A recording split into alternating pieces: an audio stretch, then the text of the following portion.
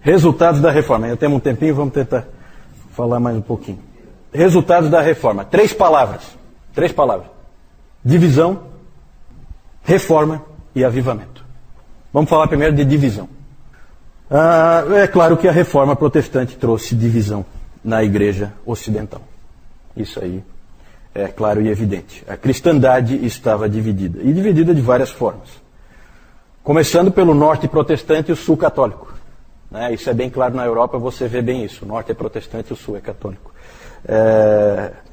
Não sei porquê, na providência de Deus era assim que era para ser. E não só houve divisão entre católicos e protestantes, mas houve divisão desde o início dentro do próprio protestantismo, infelizmente. Vocês lembram que nós falamos no domingo passado do encontro de Zwinglio com Lutero em Marburg, certo? Em que eles não se entenderam, Lutero bateu na mesa, e quando Lutero bate na mesa não tem mais conversa. Né? O homem é complicado. Apesar do Melanchthon sempre querer unir os protestantes, né? E o Calvino também. O Calvino tentou por um tempo, depois ele viu que não tinha mais jeito também. Ele nunca acreditou que ia dar para unir católicos com protestantes, porque era inviável, mas entre os protestantes o Calvino também queria ver união. Então, na verdade, 3 grandes divisões no protestantismo. Podemos aí ter 90% dos protestantes estão aí. Os outros 10% você vai ter dentro de grupos radicais, né? Anabatistas, grupos menores, certo? Mas os grandes grupos são os luteranos, os reformados e os anglicanos. Esses reformados aparecem em vários lugares. Em Genebra é reformado, em Zurique é reformado, você tem os huguenotes na França, que são perseguidos, mas são reformados também. Os holandeses, né? Lá também, igreja reformada. Então, reformados é uma coisa que pega mais países, né? Os luteranos pegam mais em torno da Alemanha. Não só a Alemanha, mas também aqueles outros países que tem ali, Boêmia, Morávia, na época, né? Vamos falar um pouquinho da França, acho que é interessante, para não deixar de fora os huguenotes.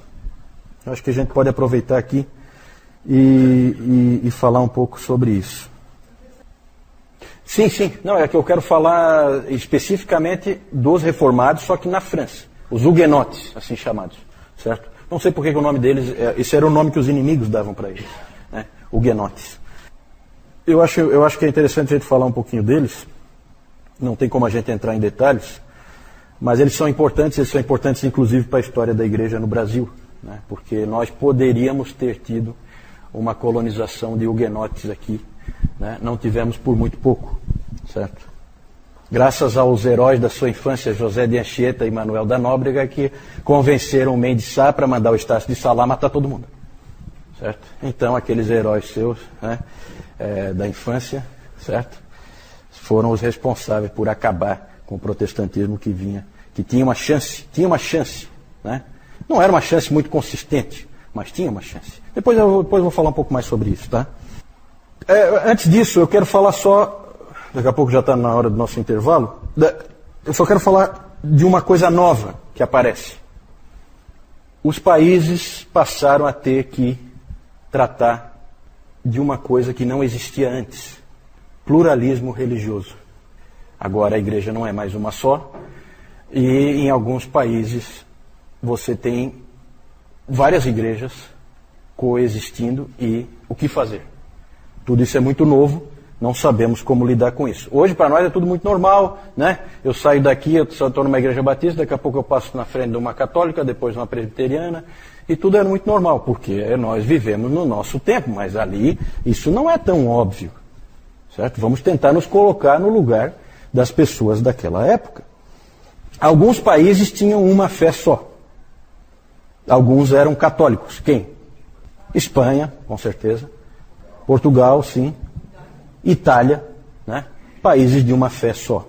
Tranquilo, não tem maiores problemas, certo? Tem países protestantes? Tem? Escócia, que mais? A Alemanha não. A Alemanha é toda dividida. Exatamente, é anglicana, é protestante, certo? Irlanda é católica, né? Irlanda é católica. França não. França tem problema. França é confusão. É exatamente aí que a gente queria chegar. Os que tiveram que lidar com a encrenca. Quais são?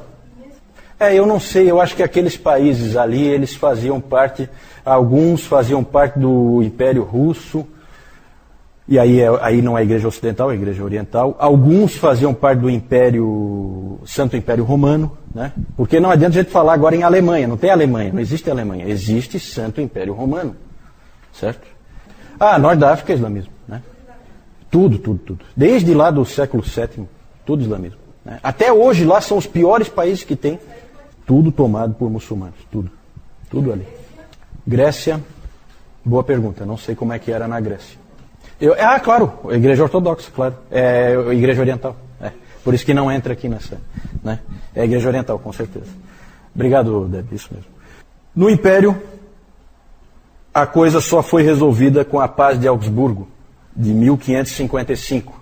Foi assinado um acordo, o acordo era mais ou menos o seguinte, para simplificar, certo? Porque o Santo Império Romano é formado de vários reinos, certo? Pequenos reinos ali, como a Saxônia, por exemplo, nós falamos da Saxônia. E a Paz de Augsburgo foi o seguinte, para não dar rolo, cada região assume a religião do seu rei. Interessante, né? Então você se converte à religião do rei, aí você está tranquilo. Senão você sai porque ali não pode ficar, né? Então eles não permitiram assim um pluralismo realmente, né? Eles na verdade acharam uma outra solução. Você tem, dentro do Santo Império Romano, depende do reino que você está, é católico ou é protestante. Na França, nós temos uma minoria calvinista e um reino fortemente católico. Esse é problema, isso é explosivo. Por isso houve forte perseguição aos huguenotes. O Calvino incentivava muito a reforma na França.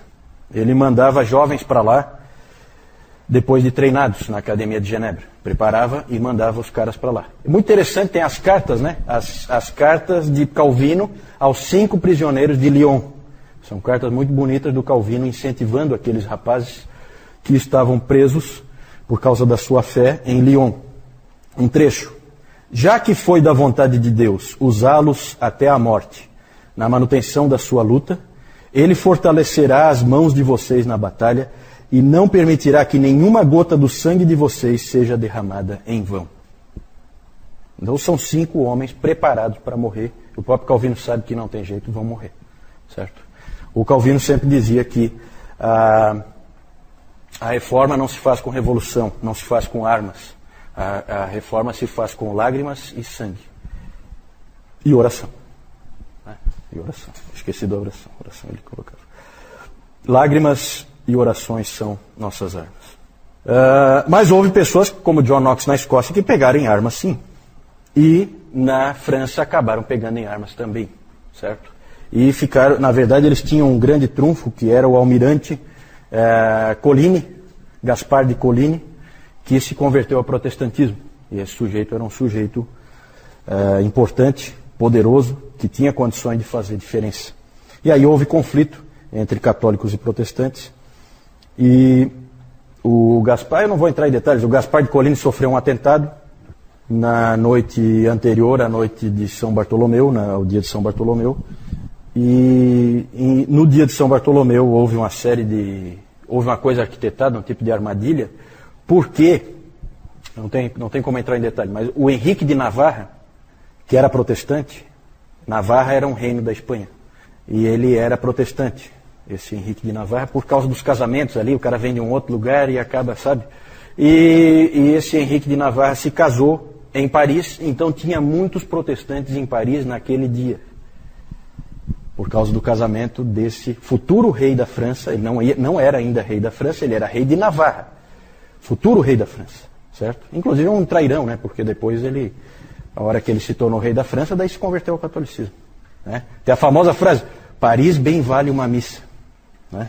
O que é isso, né? Que frase é essa, certo? Mas é aquela coisa, político você nunca pode confiar, né? Quando foi interessante se tornar católico, ele se tornou. Mas eu não quero entrar nesse detalhe. O Henrique de Navarra estava se casando. E aí Paris estava cheio de protestantes por causa do casamento dele. O que aconteceu? Os católicos aproveitaram. E foi um verdadeiro massacre que aconteceu ali, que é o famoso massacre da noite de São Bartolomeu, em que morreram milhares de protestantes em um único dia em Paris e por toda a França, 24 de agosto de 1572. Em 1598 foi proclamado o Edito de Nantes, 1598, então são 1572, 98, são 26 anos, isso, 26 anos. 26 anos depois foi publicado o Edito de Nantes, proclamado o Edito de Nantes, dando liberdade religiosa, desde que ficassem em guetos segregados, os protestantes, certo? Então, na verdade, passou a ser um reino dentro do reino, né? Um reino pobre, porque você fica isolado, você é marginalizado, né? Mas foi isso que fez, na verdade, o Henrique de Navarra, aquele lá, né? Ele providenciou para que o Edito de Nantes fosse publicado, certo? Porque ele tinha simpatia pelos protestantes, porque um dia ele foi um deles, né? Não era mais, mas... O Edito de Nantes durou uns 100 anos e aí a perseguição recomeçou e desta vez os huguenotes tiveram que fugir. Na França, o protestantismo não vingou. Na verdade, na França não vingou nada no fim das contas, certo? Porque depois foi o berço do iluminismo e aí Deus é um Deus que é o grande arquiteto do universo, que foi embora, deu corda no relógio e sumiu, e é assim que é a mentalidade do francês, né? Então, só para terminar então aqui essa parte que eu estou falando de divisão, e aí nós vamos sair, houve guerra também dos Países Baixos com a Espanha, e nessa guerra acabou então havendo um acordo no final, em 1607, o norte protestante passou a se chamar, nesse acordo, 1607, Países Baixos, certo? Localize-se, Espanha atacou e tal, o norte protestante passou a se chamar Holanda, muito bom, e o sul católico passou a se chamar Bélgica, exatamente, muito bom, é isso aí, Bélgica e Holanda. Houve um acordo, e aí porque houve guerra entre protestantes e católicos ali, e aí aquela coisa, vamos parar com a guerra? Vamos, então vocês aqui protestantes, vocês ficam com essa parte aqui para o norte, e nós ficamos com essa parte aqui para o sul, nós católicos. Então sabe esses acordos assim? Não necessariamente, né? Na verdade, tem gente que acaba se adaptando, né? Mas com certeza tem gente que se muda, claro. Vou para um lugar onde é melhor para mim, né? E muita gente é como o vigário de Bray, né? O que estiver valendo, eu estou nessa. Para mim, tanto faz. Todos os caminhos levam a Deus, né? Esse é o pensamento. A Suíça é cantões, né? A Suíça não era um país, até hoje não é, até hoje é um país esquisito, né? Com um monte de língua diferente, né? Porque, na verdade, como a gente viu, você tem cantões que são regiões independentes, tipo de principados, assim, mais ou menos como é hoje Luxemburgo, né? Regiões pequenas ali em que basicamente é uma cidade com alguma coisa em volta para você pôr lá uma cabeça de gado, alguma coisa, né? Mas é uma coisa assim, né? É simples. E, então a Suíça era assim já desde o tempo da Reforma, né? Você fala de Zurique, não, a Suíça é protestante, né? A Suíça tinha alguns cantões católicos, né? Mas acabou o protestantismo prevalecendo, né? Sim. Porque os huguenotes, como eu disse, eles fugiram, né? Para vários lugares. Inclusive alguns foram para a América, se espalharam, né? Mas foram muitos, com certeza, para a Suíça. Com certeza a Suíça era uma boa opção, né? A Suíça. A Holanda, só para terminar, a Holanda foi desde o início um exemplo de liberdade religiosa, né? Foi um dos primeiros países assim em que começa a aparecer alguma liberdade religiosa. Vamos retomar então, falei que eram 3 palavras que a gente ia usar: divisão, reforma e avivamento, como resultado da reforma. Reforma, evidentemente, se o nome é reforma protestante, é evidente que um resultado da reforma protestante foi reforma, né? A igreja estava modificada, e estava modificada em várias frentes. A gente pode imaginar, eu vou deixar como exercício para vocês fazerem aí, imaginar o quanto mudou a igreja. Não é pouca coisa. Surgem até novos personagens, como a figura do pastor pregador. A figura do pastor pregador não existia antes, certo? Existia a figura do padre. Esse pastor pregador, ele inclusive tem família. Isso é totalmente novo, certo? E o padre, onde é que é o habitat natural do padre?